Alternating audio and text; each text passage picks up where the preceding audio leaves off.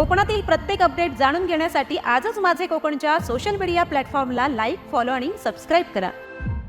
शिवसेना नेते रामदास कदम यांनी राज ठाकरे, शरद पवार आणि कोकणातील नुकसानग्रस्त शेतकरी या मुद्द्यांवर भाष्य करत विविध प्रतिक्रिया दिल्या आहेत। पाहूयात।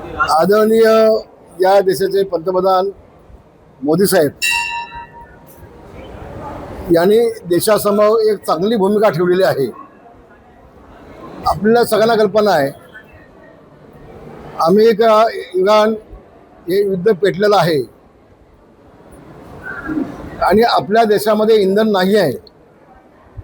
इंधन हे आपल्याला आयात करायला लागतं आहे।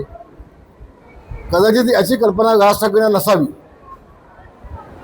आणि म्हणून आता समजा पुन्हा युद्ध झालं आणि इंधन आलंच नाही तर आतापासून आपण काटकसर केली पाहिजे, ही भूमिका आदरणीय पंतप्रधान साहेबांची आहे आणि ती भूमिका योग्य आहे।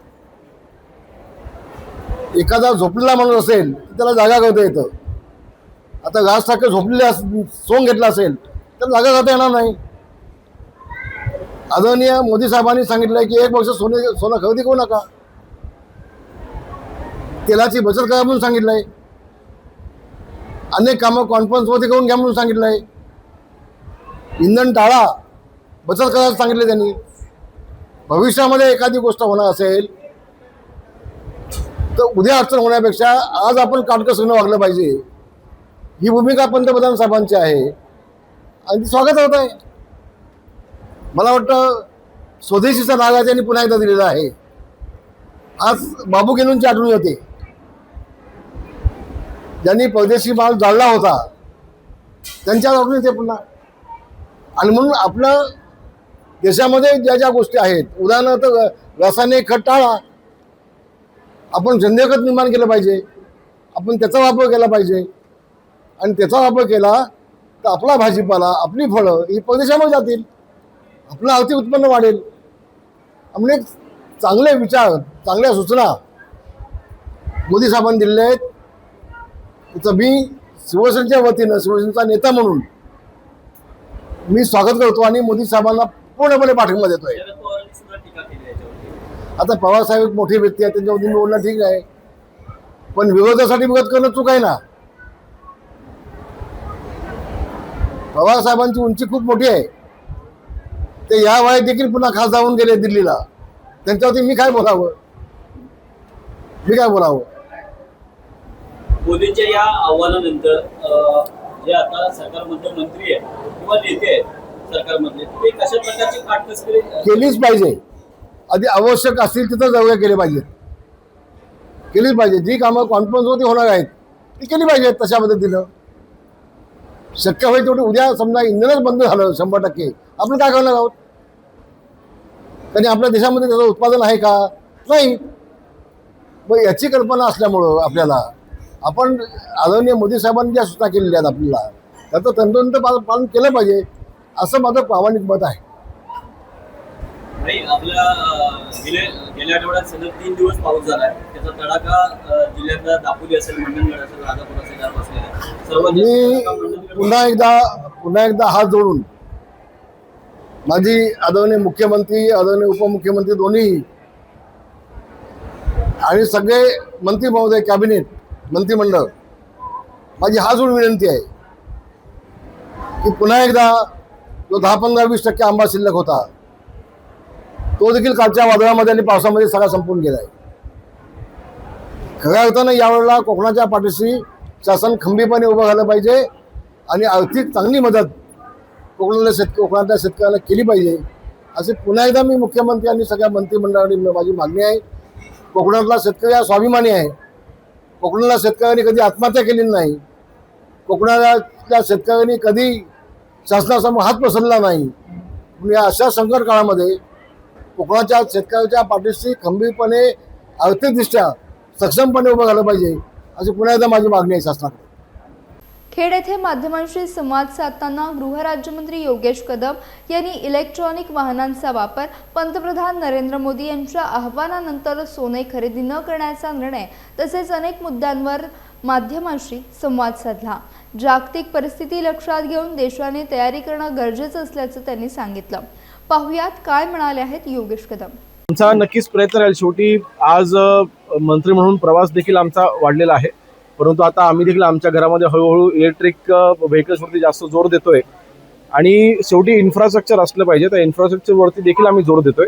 इलेक्ट्रिक व्हेकल वापरायचे असतील तर ग्रामीण भागामध्ये पण चार्जिंग पॉईंट्स असली पाहिजेत. त्याचा आम्ही माननीय पालकमंत्री मोदी यांची देखील मी चर्चा केली की आपण DPDC मधनं याच्या नियोजन आपण करून ग्रामीण भागामधल्या काही ठिकाणी आपण प्रायव्हेट ठिकाणी देखील आपण टायप करून आपण चार्जिंग पॉईंट आपण दिलं पाहिजेत. तर अशा अनुषंगाने आम्ही देखील तो प्रयत्न करतोय. आणि जो एक संदेश माननीय पंतप्रधान मोदी साहेबांनी दिलेला आहे, जे आवाहन केलेलं आहे, त्याच्यामध्ये सर्वात महत्त्वाचं म्हणजे आपण सोनं विकत न घेणं. मला वाटतं पुढील 1 वर्ष आम्ही कोणीही सोनं विकत घेणार नाही असं आम्ही कुटुंबियांनी तरी आम्ही ठरवलेलं आहे. दादा, मोदींच्या आव्हानानंतर विरोधक कुठे कमी पडत नाहीये. शरद पवारांनी सुद्धा याच्यावरती टीका केलेली आहे. काय सांगाल? नाही, मला वाटतं मी पुन्हा तेच म्हणेन की जे आज विरोधामध्ये आहेत ते जेव्हा सरकारमध्ये होते 2013ला, तेव्हा त्यांनी देखील आवाहन केलं होतं की 1 वर्ष आपण सोनं विकत नाही घेतलं पाहिजे म्हणून, की भारतीय नागरिकांनी 6 महिने ते 1 वर्ष असं चिदंबरम साहेबांनी म्हटलं होतं की आपण सोनं विकत घेता कामा नये, की असं आवाहन केलं होतं. मग त्यावेळेस तर कुठलंही युद्ध चालू नव्हतं. त्यावेळेला जे जागतिक मार्केट जे होतं ते अतिशय चांगल्या स्थितीमध्ये होतं. 2008ला जे काही स्लॅक आला होता त्याच्यानंतर उलट 2013-14ला मार्केट हे पिकअप झालं होतं. मग जागतिक परिस्थिती व्यवस्थित असताना देखील UPA सरकारने जे काही त्यावेळेला बंधन आणली होती ती का आणली होती? आज तर उलट हे भारतामुळे नाही, की भारतीय अर्थव्यवस्था बिघडलेल्या म्हणून नाही, तर जागतिक स्तरावरती जे काही घडामोडी चालू आहेत त्याचे परिणाम म्हणून आपण हे फक्त पूर्वनियोजन आणि तयारी म्हणून आपण हे आवाहन केलेलं आहे. आता गेल्या आठवड्यामध्ये सलग 3 दिवस पावसाचा तडाखा बसलेला आहे. त्याच्यामध्ये रत्नागिरी जिल्ह्यामध्ये आपलं मतदारसंघातलं मंडणगड असेल, दापोली असेल, यांना सुद्धा तडाखा बसला. 1.5 कोटीचं नुकसान झालेलं आहे. या संदर्भात काय? नाही, या बाबतीमध्ये ज्यावेळेस हे वादळ झालं त्यावेळेस देखील मी मंडणगड तालुक्यामध्येच होतो आणि मी स्वतः अनुभवला, मी स्वतः माझ्या डोळ्याने पाहिलं.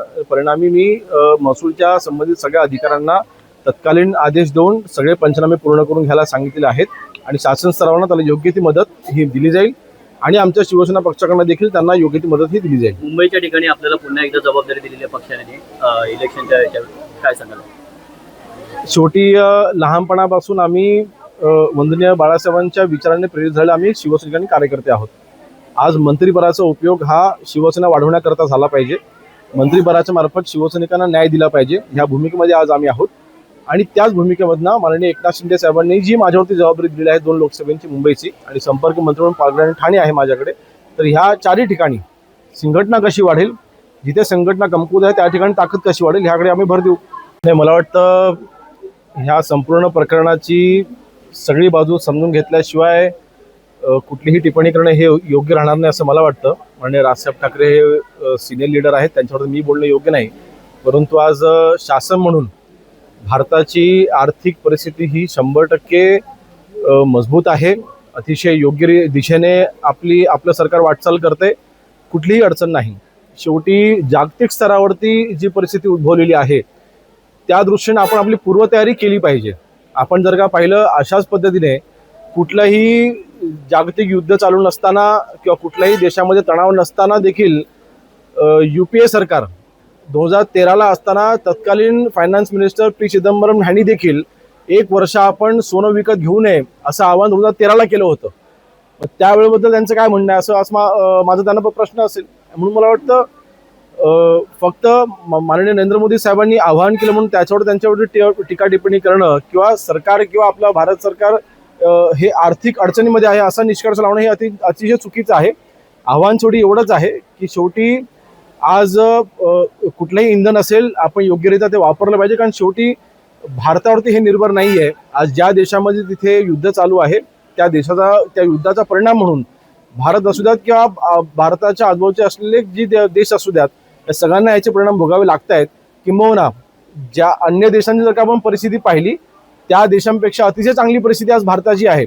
आपल्या शेजारच्या देशांमध्ये अगदी चायना बघा किंवा अन्य जपान वगैरे बघा किंवा अन्य आशियाई खंडामधल्या अन्य जे देश आहेत, अनेक देशांमध्ये सध्या तिथे इंधन देखील उपलब्ध नाही. 15-20 दिवस इंधन मिळत नाहीये. मला वाटतं त्या दृष्टीने आपली परिस्थिती अतिशय चांगली आहे.